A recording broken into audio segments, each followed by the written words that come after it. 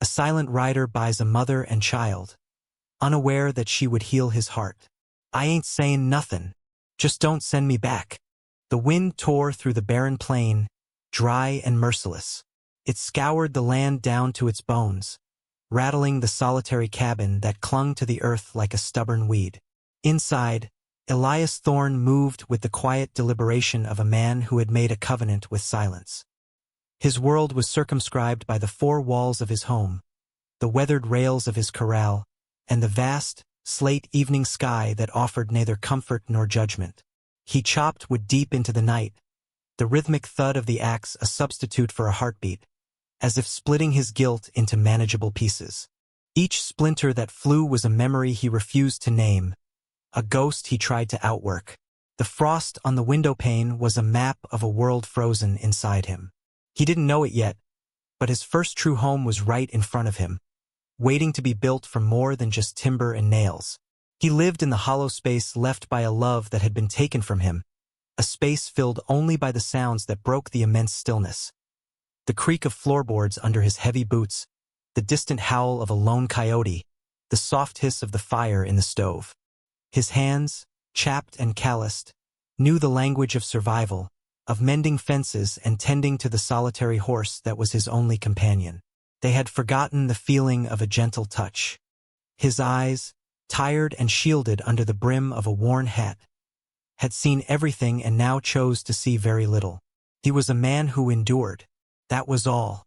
When he rode into the dusty settlement of Redemption, it was not for company but for necessity. Flour, salt, cartridges. The town was a place of noise and sharp edges, a place he tolerated but never embraced. He tied his horse and walked with his shoulders slightly stooped, a posture of weary resignation. He felt the stares of the townsfolk, the whispers that followed a man who lived so far out, a man who spoke to no one. He ignored them. He had long ago learned that the cruelty of people was as predictable and relentless as the biting wind of the plains. He sought only to finish his business and retreat back to the quiet dignity of his isolation, a kingdom of dust and memory where he was the sole, silent ruler. But on this day, the wind carried a different sound, a tremor of human misery that would breach the walls he had so carefully constructed around his raw, suppressed heart. He saw her standing in front of the saloon, a place of loud laughter and cheap whiskey that always smelled of regret. She was not of that world. Her stillness was a stark contrast to the boisterous life spilling from the swinging doors. She held a small child, a boy of maybe 4 years, whose face was buried in the thin fabric of her worn-down dress. The woman, Sarah, stood with a rigid posture, her exhaustion a palpable thing, a heavy cloak she could not shrug off. Her eyes were lowered, fixed on the dusty ground as if it held the answer to an impossible question. A man, broad-shouldered and solid in a way that spoke of wealth and indifference, stood before her. Silas Croft, the owner of the saloon and half the town, was speaking in a low, menacing tone. His words were poison darts. "The debt is due, Mrs. Miller. Your husband's ledger is not my concern." Elias stopped. He felt an unwelcome flicker, a ghost of a memory. Another woman, another child, a helplessness he had been unable to prevent. He saw Sarah flinch as Croft's voice grew louder, drawing the attention of passers-by. The child clung tighter. The air grew thick with public humiliation, a spectacle for the bored and the cruel. He watched her, this resilient survivor, and saw not a broken woman, but one who had been pushed to the very edge of her endurance. Her silence was not surrender. It was a shield. It was a language he understood. He remained where he was, a shadow against the general store. His first instinct to turn, to ride away, to preserve the hard-won numbness that was his only peace. But the boy looked up, his eyes wide and frightened, and they met Elias's for a fleeting second. In that gaze, the ice around his heart began to crack. He took a slow breath, the frosty air burning his lungs. Then, against every instinct that had governed his life for 5 years, he moved. He walked toward them, his footsteps heavy in the dust. The small crowd parted, sensing a shift in the afternoon's cruel entertainment. He didn't look at Croft. His eyes were on Sarah. He saw the trembling in her hands, the concealed pain in her jaw. He knew that look. He had seen it in the mirror. He stopped before the saloon owner, his presence alone a challenge. His voice, when it came, was rusty from disuse, low and steady. "What's her debt?" Croft sneered, looking him up and down. "More than a recluse like you can cover." Elias reached into his coat, his movements deliberate and calm. He pulled out the leather pouch that held the profits from a year of trapping and selling pelts. It was everything he had. He dropped the heavy pouch on a nearby barrel. The metal clinking on wood was the only sound. "That covers it," he said. It was not a question. Croft's eyes widened in greed, but then narrowed in suspicion. "And what do you get for it?" Elias finally looked at Sarah, whose head had snapped up, her expression a mixture of terror and disbelief. "She's with me," he said, the words feeling foreign on his tongue. He turned to her, his gaze direct and honest. "If you want to stay." He left the offer hanging in the cold air. She looked from his weathered face to Croft's sneering one, and then down at her son. She gave a single, almost imperceptible nod. She stayed. The ride back to his homestead was a long stretch of unbroken silence. Sarah sat stiffly on the wagon seat beside him, the child, Thomas, asleep in her lap, wrapped in Elias's dusty blanket. The landscape unfolded around them, a vast canvas of brown and gray under a pale winter sun. Every creak of the wagon wheels, every gust of wind seemed to amplify the quiet tension between them. He had acted on an impulse he didn't understand, a sudden, fierce need to stand between that woman and the world's casual cruelty. Now, in the aftermath, caution returned, cold and familiar. He had brought a stranger into his sanctuary of solitude, two strangers. He glanced at her from the corner of his eye. Her face was etched with a weariness that went bone deep, but her chin was held at an angle of unobtrusive pride. She was not defeated, just overtired. He saw the alertness in her eyes as she scanned the desolate horizon. She was a survivor measuring her new cage. For Sarah, the silence was a different kind of torment. It was thick with questions she dared not ask. This silent man had saved her from a fate she couldn't bear to contemplate, but his motives were a mystery. She had moved from one man's debt to another's charity, and she didn't know which was more dangerous. She held her son closer, his warmth a small anchor in a sea of uncertainty. She had responded to his offer with the mute desperation of the cornered, but now fear was a bitter taste in her mouth.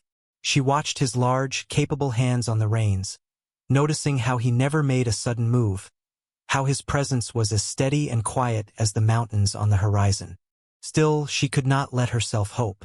Hope was a luxury she had long ago learned to live without. When they finally arrived, the cabin looked small and stark against the immense sky. It was a place of function, not comfort.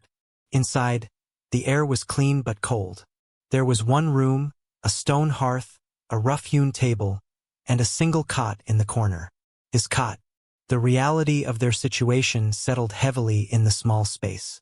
He had offered a home, but it was clear this was a place built for one solitary soul.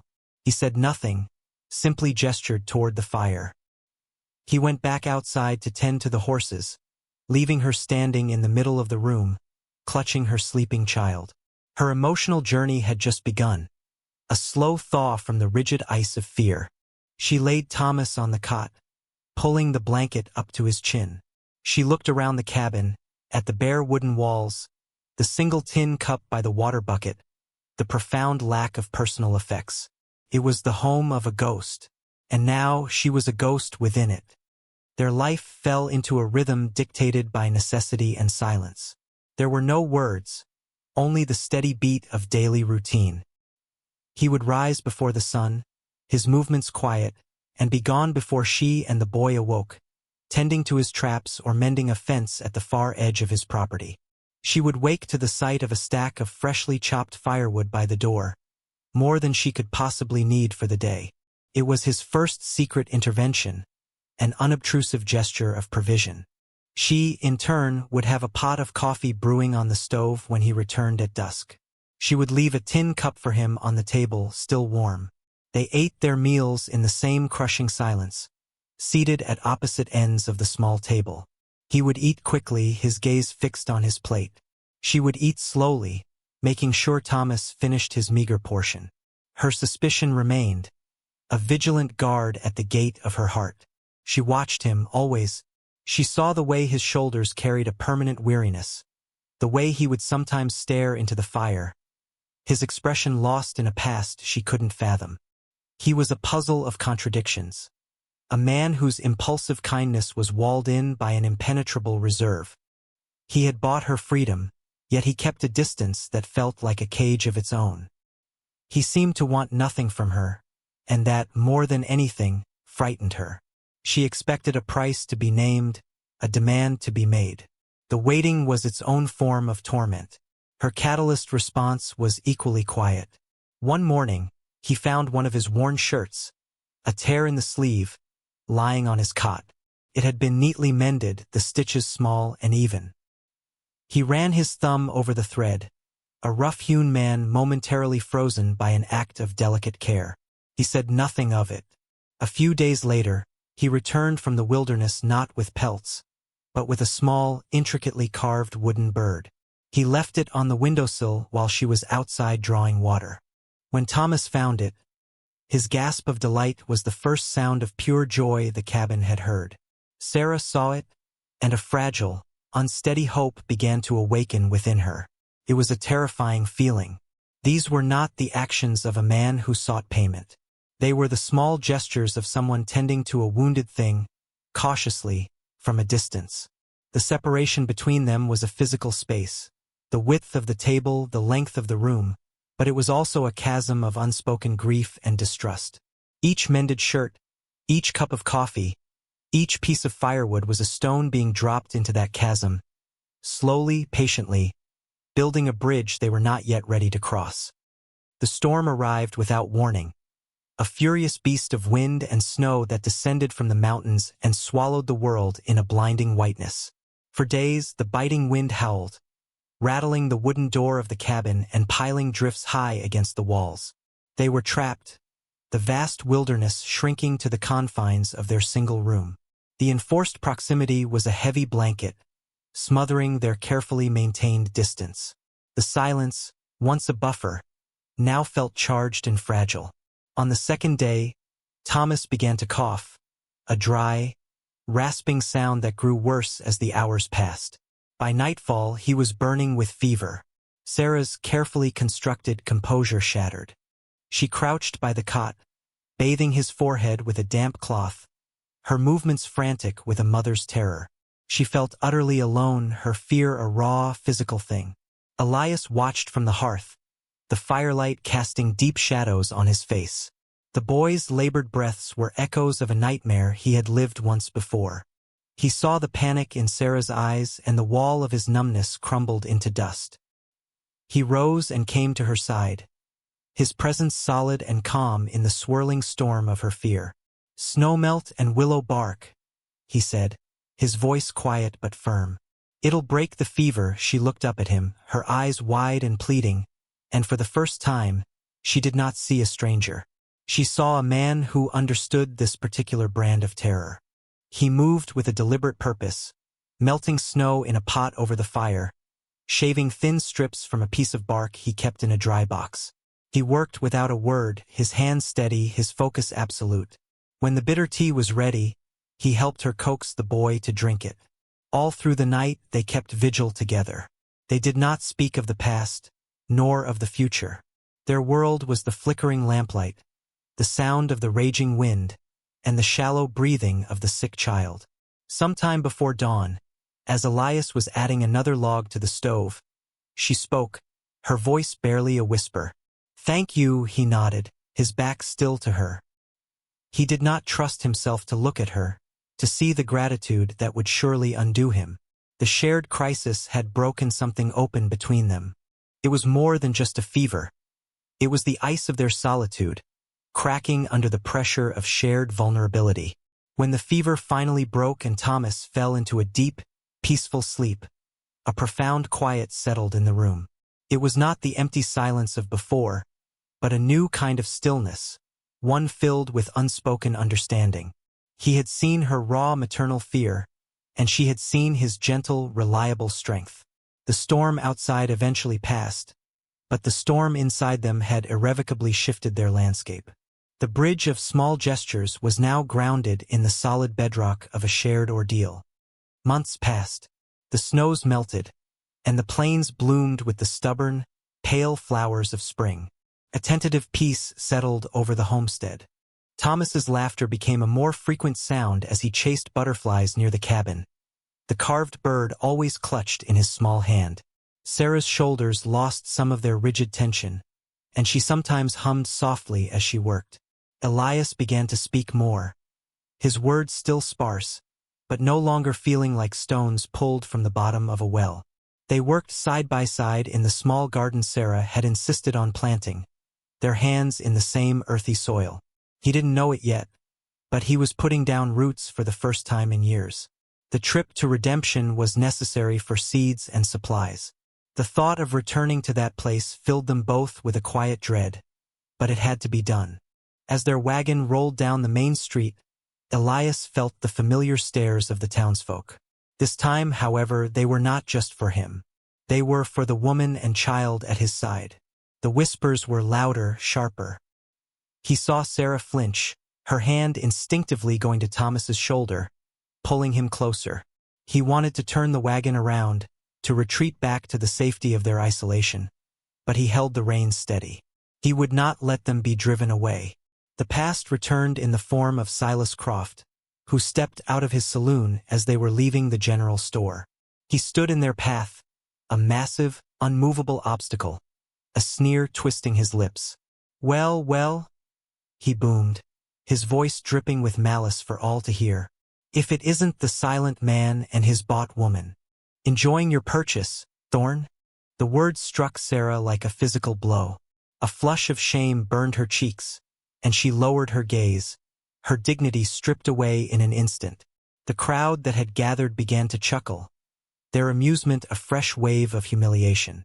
She felt her old life, the one of debt and powerlessness, closing in on her again. Thomas, sensing his mother's distress, began to cry, clinging tightly to her skirt. Elias froze. Every instinct screamed at him to avoid this confrontation, to fade back into the shadows where he belonged. But then he looked at Sarah, at her trembling shoulders and bowed head, and a protective instinct, fierce and undeniable, surged through him. He stepped forward, placing himself between her and Croft, a silent but firm shield. The crowd fell quiet, sensing the shift. Elias Thorne, the man who never spoke, was about to speak. He looked directly at Croft, his eyes as cold and hard as winter stone. "She's with me," he said, his voice low but carrying with absolute authority. He paused, letting the words hang in the air. Then he delivered the final, devastating blow to Croft's cruelty. Not bought. Chosen. The silence that followed was absolute. Croft's sneer faltered, his power diminished by the simple, profound truth of the word. Chosen. It was a declaration not just to the town, but to her. It was a promise. Without another glance at the stunned crowd, Elias gently took Sarah's arm. "Let's go home," he said softly. As they walked to the wagon, she finally let the tears fall, not of shame, but of a relief so deep it was painful. He stayed right beside her, a steady presence, his hand never leaving her arm. The salvation was public, but its true meaning was intensely private. He had not just defended her honor. He had claimed her as his own, in the only way he knew how. That evening, the dusk settled in shades of lavender and rose over the plains. The air was still and cool, carrying the scent of damp earth and new grass. They sat on the small porch he had built, a space that had become their silent sanctuary. The sounds of the wilderness returned, no longer lonely, but peaceful. Inside, Thomas slept soundly in the cot, the wooden bird resting on the blanket beside him. For a long time, neither of them spoke. The events of the day hung between them, a tangible thing. It was Sarah who finally broke the quiet, her voice soft, unsteady. No one has ever stood for me like that. He didn't look at her, his gaze fixed on the horizon where the last sliver of sun was disappearing. He merely nodded, a small, deliberate movement. The confession she had held back for so long began to spill from her. A quiet, broken narrative of a life with a husband who gambled away their future, who left her with nothing but debt and shame. She spoke of her fear, of the crushing weight of being a woman alone with a child in a world that offered no mercy. She wasn't asking for pity, only offering her truth, laying down the heavy burden of her past at his feet. He listened. He did not interrupt, did not offer empty words of comfort. He simply sat with her in the growing darkness, his stillness a vessel for her pain. He breathed in her story, and in doing so made it a part of his own. When she was finished, a profound silence returned, but this time it was a silence of shared understanding. Then he spoke. His voice was raw, etched with a grief he had kept buried for 5 long years. "There's a grave," he said, his words barely audible. He lifted a hand and pointed toward a small, grassy hill that overlooked the homestead, a place she had often looked at but never approached. "My wife, Anna, and my little girl, Lily." He told her of the fever that had swept through their small settlement years ago, swift and merciless. He had been away trading pelts. He returned to find his home empty, his world shattered. He told of his guilt, a living thing that had driven him into this self-imposed exile, as if he could punish himself into redemption. He had built this silent life on their graves. As he finished, the last of his emotional armor fell away, leaving him exposed and vulnerable in the twilight. Sarah felt her own sorrow resonating with his. She understood now that his silence wasn't coldness. It was a memorial. Without thinking, her hand reached out and gently touched his arm. It was a simple gesture, but it conveyed everything. Forgiveness, kinship, a promise that he was no longer alone in his grief. His rigid shoulders relaxed ever so slightly under her touch. In that shared confession, on that quiet porch, they realized they were 2 halves of a single, resilient heart. They were strong together, their combined sorrows forging a bond more powerful than any spoken vow. The seasons turned, and the homestead thrived. The garden Sarah had planted yielded a bounty of vegetables, which she canned and stored with a quiet satisfaction. The cabin, once a stark shelter, began to feel like a home. A colorful quilt, pieced together from scraps of fabric, now lay on the cot. Wildflowers in a tin cup often sat on the table. The sounds of their life changed, too. The silence was still there, but it was a comfortable, companionable quiet, punctuated by the murmur of conversation. The sound of Elias teaching Thomas how to whittle a piece of wood, and the soft strains of Sarah humming a lullaby. The winter passed, not as a time of harsh survival, but of warmth and closeness. The fire in the stove seemed to burn brighter. Elias spent the long evenings carving, his hands no longer just tools for survival, but instruments of creation. He repaired the old wooden rocker that had been his wife's, its wood smoothed and worn by a love he thought he had lost forever. He carved a smaller, identical one for Thomas. He found that the act of creating something for them was slowly, piece by piece, repairing him. He was becoming a man he barely recognized, one whose eyes no longer looked only at the ground or the distant, empty horizon. They looked at her. They watched the way the lamplight caught the gold in her hair, the gentle curve of her smile when she looked at her son. He saw not the exhausted woman from the saloon, but a woman of quiet strength and profound dignity. He had offered her a home to save her, but he was the one who had been rescued. He was learning that a home was not just a structure of wood, but a fortress built of trust and shared moments.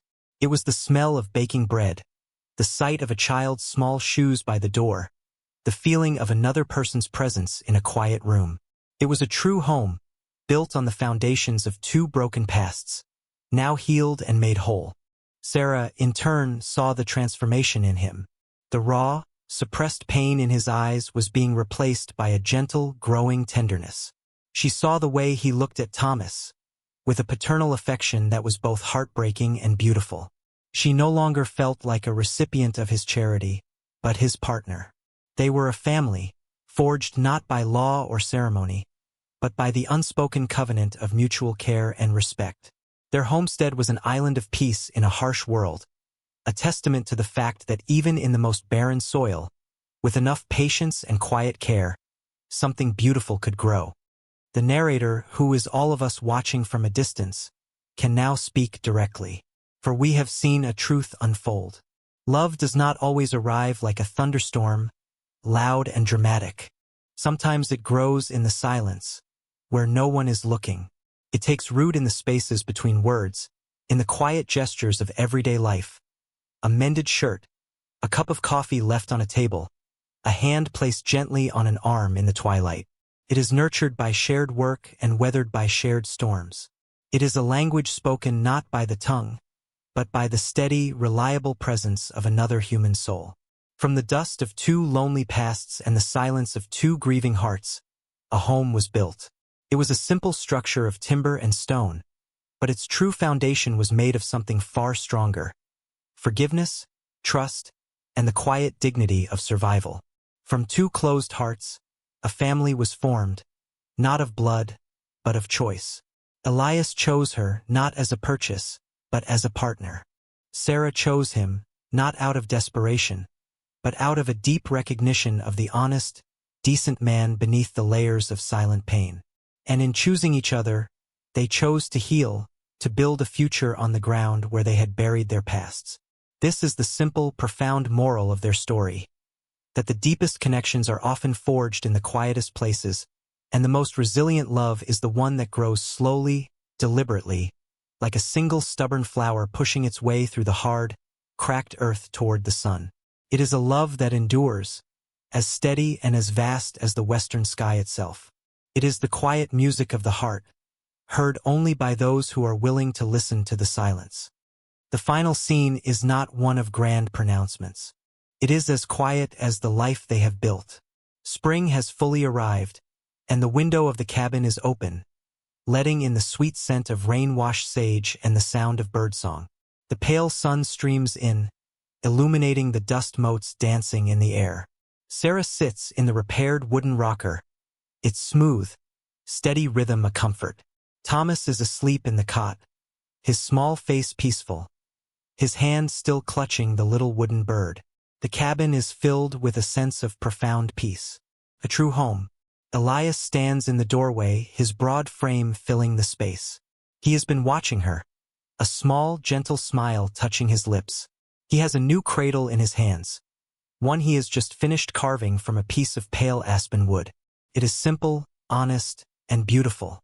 He walks in and places it near the hearth. He doesn't say, "I love you." The words are too loud, too clumsy for what exists between them. Instead, he looks at her, his eyes conveying everything his tongue cannot. His gaze is no longer tired or haunted. It is clear and full of a deep, abiding warmth. She looks back at him, her own eyes shining with a love that needs no declaration. He gestures around the small, warm room, at the sleeping child, at the cradle, at her. Then he speaks the only words that matter, the culmination of their entire journey, a quiet plea and a steadfast promise all in one. "Stay here," she smiles, a real, radiant smile that lights up her whole face. And in the quiet of the afternoon, with the sun on her face and his promise in the air, she gives a single, certain nod. She would stay. From dust and silence grew a home. From closed hearts, a family. Their story is a quiet testament to the resilience of the human spirit and the healing power of a simple, honest connection. If the story touched you, like warm light in a cold night, then carry it with you. Remember that dignity is a fortress, that kindness is a language understood by all, and that even the most silent, wounded hearts can learn to beat in time with another's. Subscribe to our channel for more stories full of silence, courage, and genuine closeness. And tell us what moved you the most. We'll see you again, where silence means home.